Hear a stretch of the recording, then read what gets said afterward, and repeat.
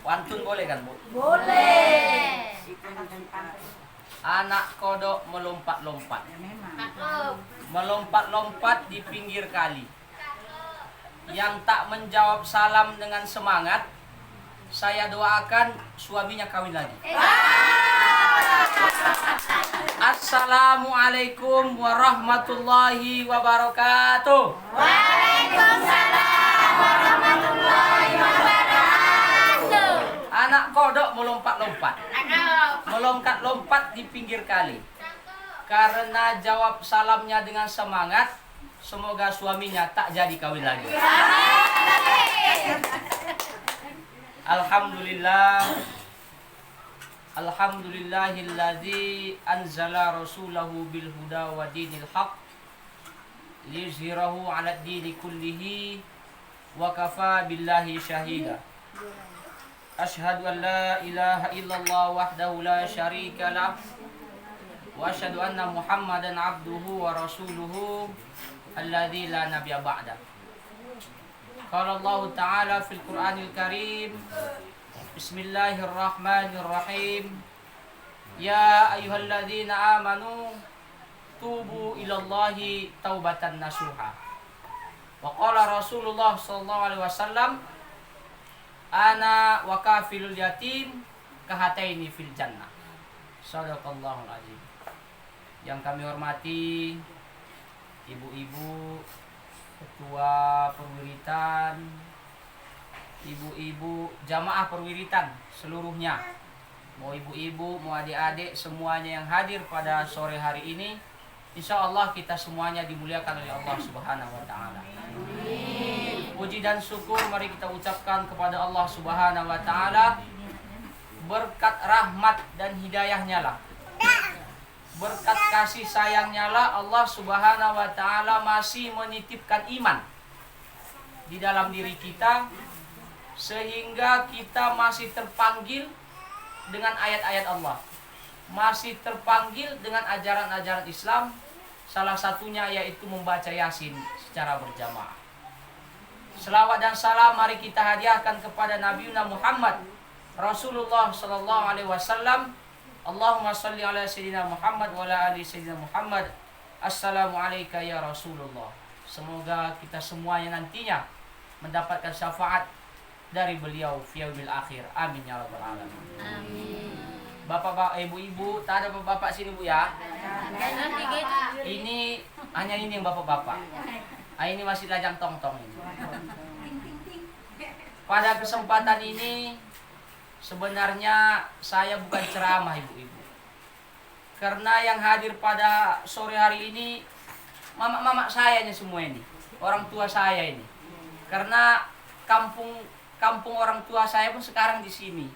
Jadi anggaplah seorang anak yang bercerita sama mamanya sekarang ini. Jadi saya bukan memandai-mandai, taklah mungkin anak menceramahi ibu, tapi kalau bercerita-cerita mungkin tukar pikiran. Ibu-ibu yang dimuliakan oleh Allah Subhanahu wa Ta'ala, sebelum kita mulai, ada satu cerita. Mudah-mudahan cerita ini tak terjadi nantinya. Seorang pemuda tersesat di hutan. Saking angkernya hutan itu, banyak datang jin sama anak muda ini, dan dia tak tahu jalan keluar. Kalau kau mau keluar dari hutan ini, kata jin itu, kau harus bawa tumbal. Nah, ini jin-jin kafir. Apa tumbalnya wahai jin, kata pemuda. Yang pertama, kalau ada ibu-ibu nanti yang pengajian ngantuk, tarik kemari bawa. Gitu. Wah, hati-hati Bu. Satu. Dari mana mau ngantuk orang pas? Ya. Yang kedua, kalau ada nanti ibu-ibu yang pulang duluan, tangkap, bawa kemari. Itu ditumbalnya nanti. Hati-hati Bu ya. Jadi itu kalau ada yang gitu nanti ditangkap sama anak muda itu, mau dikasih sama jin. Mau ibu? Itu anak mudanya ada di pintu. Ini. Terus kamu. Jadi ibu tumbal jin. Iya. Jadi mari fokus, karena tidak lama-lama, paling menjelang maghrib nanti siap itu. Sampai maghrib. Saya mulai nanti menjelang Isya. Ibu-ibu yang dimuliakan oleh Allah Subhanahu wa taala, mungkin ibu-ibu belum kenal nama. Kalau orang tua saya mungkin ibu-ibu udah kenal nama saya. Salman Faris Ringo-Ringo SPDI.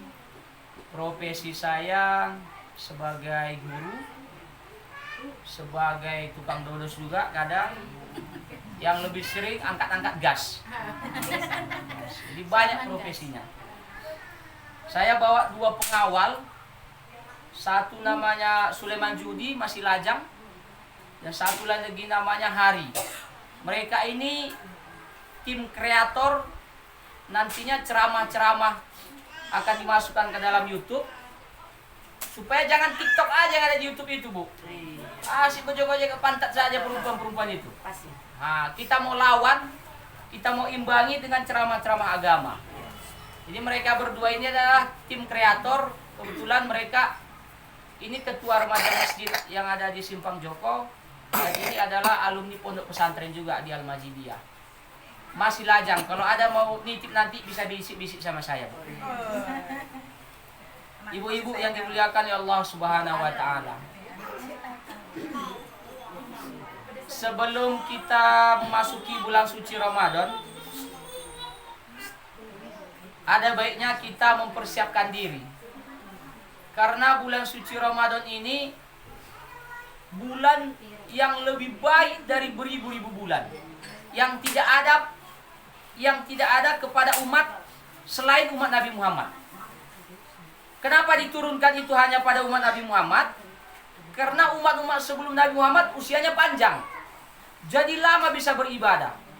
Sementara kita paling 60 ke 70. Habis itu bukan lagi jalan. Itu atahnya lagi. Usia kita pendek. Bagaimana cara kita mau beribadah lama? Maka disiapkanlah 1 bulan yang di dalamnya itu pahalanya itu kalau kita baca Quran, Bu, alif, lam, mim, bukan 3 hitungannya, tapi 30. Semua kebaikan yang kita kerjakan di bulan suci Ramadan nanti dilipat gandakan 10 kali lipat oleh Allah Subhanahu wa taala. Jadi apa saja yang perlu kita siapkan, Bapak Ibu-ibu sekalian? Yang pertama, ibu-ibu harus membersihkan diri. Taubatan nasuha. Ya ayyuhalladzina amanu tubu ilallahi taubatan nasuha. Hai sekalian orang-orang yang beriman, bertaubatlah kepada Allah dengan taubat yang nasuha. Bukan taubat sambal atau cabai rawit. Cabai-cabian ke ibu ini. Taubatan nasuha bagaimana caranya, Bu? Yang pertama, ibu harus mandi taubat dulu. Ibu pernah mandi taubat? Bagaimana mandi taubat? Mandi taubat, Bu. Kalau orang-orang sebagian ada yang mandi pangir katanya. Tapi jangan asal dimandikan, diniatkan. Ya Allah, aku mandi taubat karena Allah Ta'ala. Dimandikan, niatnya mandi taubat. Kalau nggak ada pangir? Nggak masalah, itu hanya tambah-tambahan saja. Supaya wangi dan sebagainya, supaya segar boleh. Cuman orang-orang tua kita dulu, supaya lebih segar ditambahlah wangi-wangian. Pangir, mandi taubat malam itu. Ya Allah, sengaja aku mandi taubat karena Engkau ya Allah, mandi. Selesai mandi taubat, berwudu, bentangkan sejadah. Salat taubat, Bu. Pernah ibu salat taubat? Alhamdulillah, sekian puluh tahun belum salat taubat. Salat taubat dianjurkan minimal 1 kali seumur hidup, Bu. Minimal 1 kali seumur hidup ibu salat taubat. Semuanya sama, kecuali niatnya saja yang dirubah. Usolli sunatan taubati rakaataini lillahi ta'ala. Allahu akbar, salat taubat. Kapan aja boleh, isya, subuh, zuhur, maghrib, asar, tengah malam, subuh, terserah. Tapi cocoknya malam. Karena mandi maghrib, sebelum maghrib mandi dan sebagainya, habis sholat maghrib mandi sholat taubat ibu. Ketika sholat taubat itu, perbanyaklah istighfar kepada Allah Subhanahu wa taala. Astaghfirullah Rabbal baraya. Astaghfirullah minal khotoya. Perbanyak istighfar kepada Allah Subhanahu wa taala. insya Allah taubat kita diterima oleh Allah Subhanahu wa taala. Yang selama ini ibu-ibu mungkin ya namanya ibu-ibu sering bisik-bisik tetangga. Wih, misonya tadi banyak kali cabenya. Sakit dah perutku nanti. Berhenti ngomongin gitu. Tas malam itu lemetnya jemek kali, banyak tepung. Padahal habis juga. Berhenti ngomong gitu. Nah. Yang suka lirik-lirik laki orang, wih berhenti bu. Berhenti. Nah. Yang pacar-pacaran, berhenti. Buanglah pacar mantan pada tempatnya. Berhenti. Taubat kepada Allah. Karena kita tak tahu apakah Ramadan ini masih jumpa lagi yang akan datang, kita nggak tahu. Tempat kami sebelum Ramadan udah ada 4 yang meninggal. Satu. Kita nggak tahu, entah kita yang rupanya nomornya setelah itu kan. Mana tahu awak. Malaikat dah tunggu-tunggu depan pintu. Awak belum tobat-tobat. Mau jadi apa kita? Taubat kepada Allah Subhanahu wa taala. Kemudian yang kedua, ibu-ibu, sambung silaturahim. La yadkhulul jannah man qati'ur rahim. Tidak bakalan masuk surga orang yang memutus silaturahmi. Silaturahmi itu bukan hanya antar kita datang lebaran ke rumah salaman, enggak sebatas itu, Bu. Kita punya adik, punya kakak, mungkin tak cakap udah sebulan 2 bulan. Punya menantu, punya mertua. Kali punya itu. Enggak cakapan. Itu kan putus artinya. Disambung. La yadkhulul jannah. Tak masuk surga, dipatok langsung. Orang yang memutus tali silaturahmi. Disambung balik. Tak apa-apalah kita yang datang duluan. Mau dia lebih muda kayak apa, kayak datang aja enggak masalah. Terima. Pasti diterima. Terima, tak diterima, kita udah selesai. Tak izin enggak diterima. Itu lepas kita. Tak ada urusan lagi sama kita. Tak ada urusan.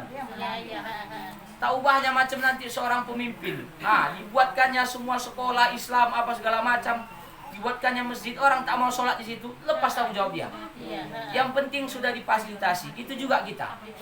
Kita minta maaf sama dia, diterima tak diterima itu urusan dia kepada Allah. Yang penting tanggung jawab kita, minta maaf kepada dia. Mau kita salah, mau karena biasanya kita merasa benar, dia tak mau minta taubat, tak mau minta maaf. Dia yang ngapa sama aku. Hilangkan ego itu, tak sambung silaturahmi.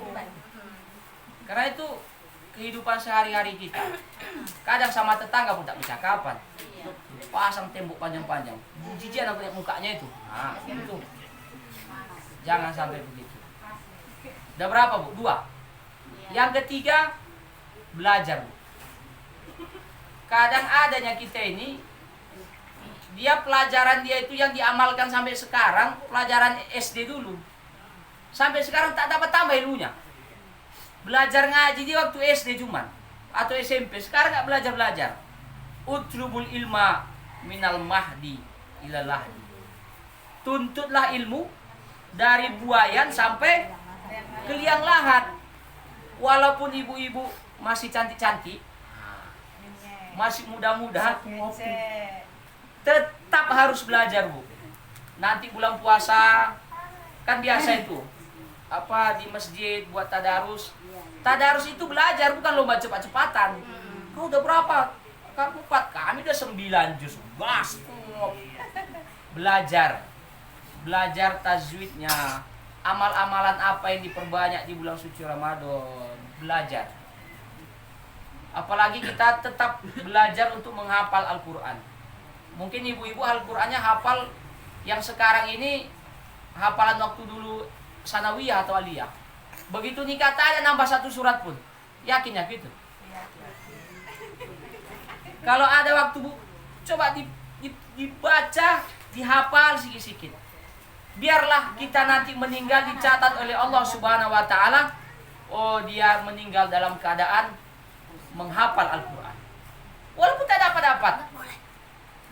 Dia meninggal dalam keadaan menghafal Al-Quran.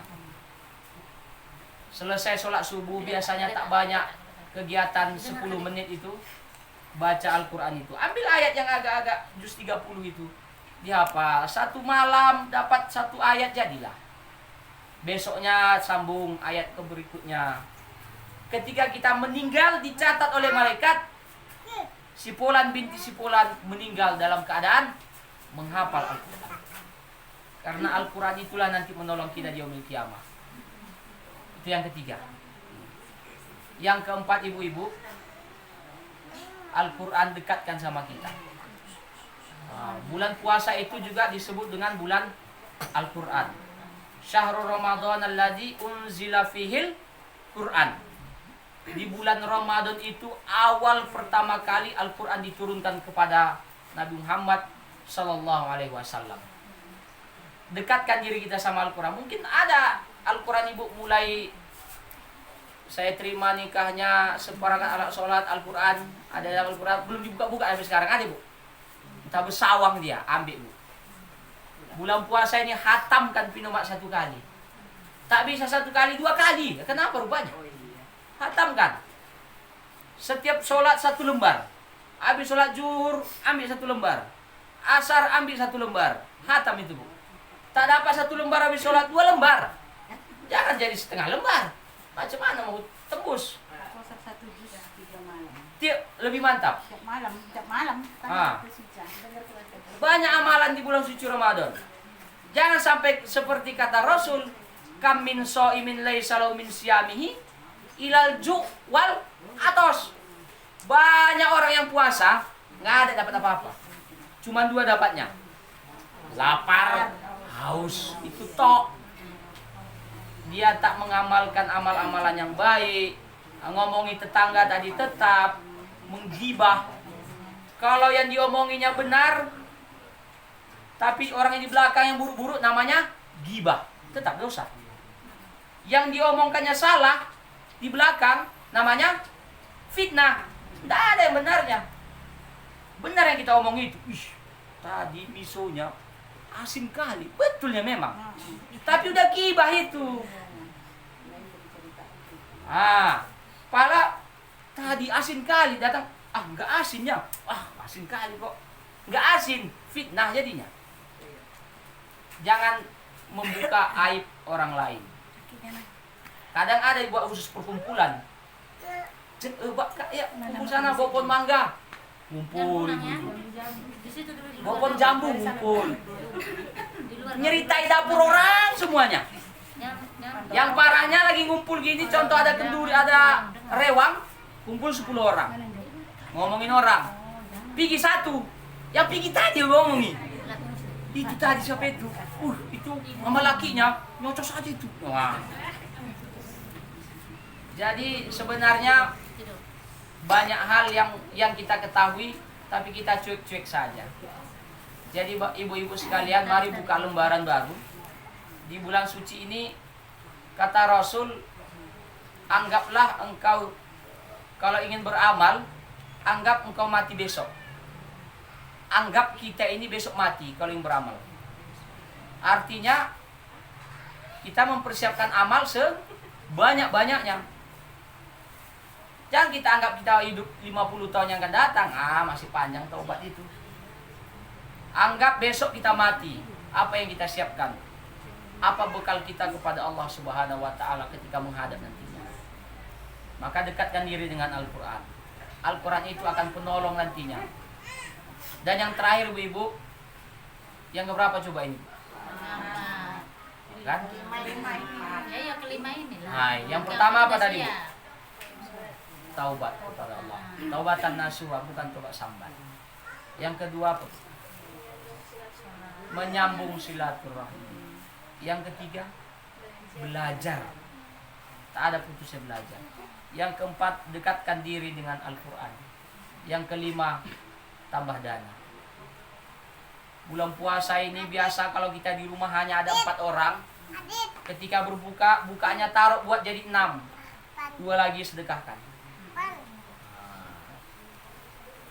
Ada kita 10, tambah jadi 12. 2 lagi sedekahkan. Karena pahala orang yang memberi makanan kepada orang yang berbuka, pahalanya sama. Ibu masak untuk 12 orang, pahala ibu 12, tanpa mengurangi orang yang makan tadi. Kita dapat seberapa besar pahala dia mengalir sama kita, tak mengurangi pahala dari dia sebiji pun. Itulah hebatnya amal di bulan suci Ramadan. Semua dilipat gandakan oleh Allah Subhanahu wa taala. Jadi tambah gitu. Besok nanti pulang dari jumpai laki ibu. Bang, kata Ustaz tambah anggaran. Tambah lagi dana. Tambah anggaran. Cuman enggak ada dos penting tambah anggaran. Aku mau beramal. Dapatnya itu. Tapi jangan sambil buat parang bu, selesai nanti. Itulah 5 persiapan kita menuju bulan suci Ramadan. Semoga kita menyambut bulan suci Ramadan ini dengan perasaan gembira. Man fariha bidukhuli Ramadan haramallahu jasadahu ala niran. Senang saja kita masuknya bulan suci Ramadan, maka Allah haramkan jasad kita masuk ke dalam api neraka. Senang saja. Senang saja, Bu. Tapi diiringi dengan amal ibadah di dalamnya. Maka Allah haramkan jasad kita masuk ke dalam api neraka. Kemudian ibu-ibu yang dimuliakan oleh Allah Subhanahu wa taala, tentang anak yatim. Kita semuanya diberi Allah rezeki. Rezeki dan maut berbarengan, Bu. Enggak dulan-dulanan itu. Sama. Masih ada rezeki kita 1 centong lagi nasi, belum kita makan, enggak mati kita itu. Kita makan dulu 1 centong itu, baru mati. Enggak makan kita 3 hari, kelaparan, busung lapar, tapi maut belum datang. Enggak, Bu. Rezeki dan maut berdampingan. Orang meninggal kalau rezekinya sudah habis. Maka rezeki kita yang diberikan Allah kepada kita, ada hak anak yatim di dalamnya. Contoh, saya mengajar, gaji saya buatlah 10.000 1 bulan. Dalam 10.000 itu 2,5% itu bukan hak saya. Langsung kita serahkan sama anak yatim. Karena anak yatim ini Bu nggak masuk dalam pembagian zakat. Tak ada pembagian zakat untuk anak yatim itu. Dari yang 8 itu tak ada untuk anak yatim. Kalau kita serahkan sama anak yatim nggak masuk golongan itu. Kecuali anak yatim itu miskin, bisa jadi. Bukan anak yatim yang dipandang miskin, fakir itu yang dipandang. Kalau ada pula nambah nanti di pembagian zakat anak yatim, bahaya kita. Kalau ada anak yatim di kampung kita ini terlantar, kita semua yang berdosa.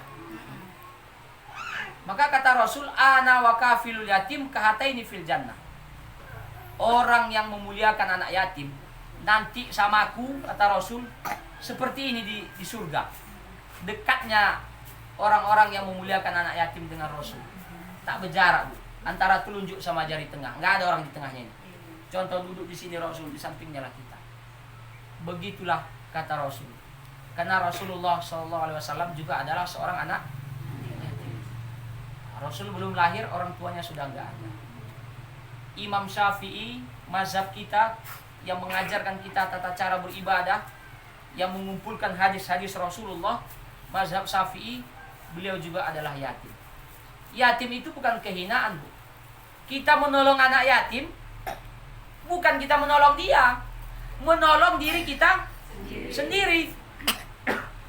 Itu untuk kita. Seberapa banyak yang kita kasih sama anak yatim, segitu yang kita ambil nanti di yaumil kiamah.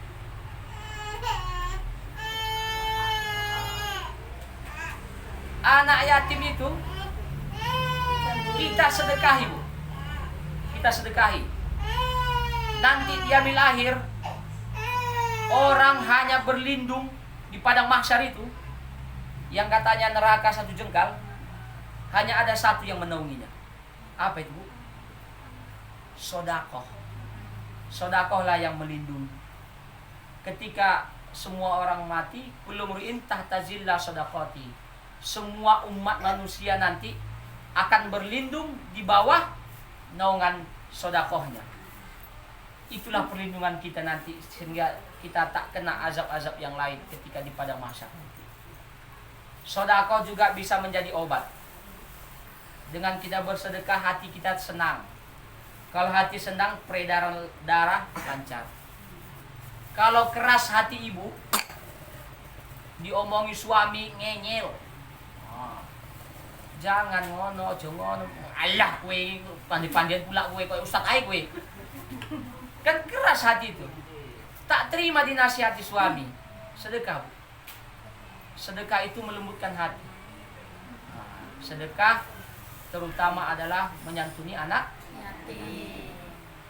Jadi itulah ibu-ibu yang dimuliakan Allah Subhanahu wa taala. Kalau banyak kali penantian disampaikan masuk kuping kanan, keluar lagi dari kanan. Enggak ada nyangkut. Jadi saya anggap ibu-ibu bisa mengamalkan yang ada 5 ini tadi, ditambah dengan yang paling utama adalah sedekah. Di bulan suci Ramadan ini perbanyak.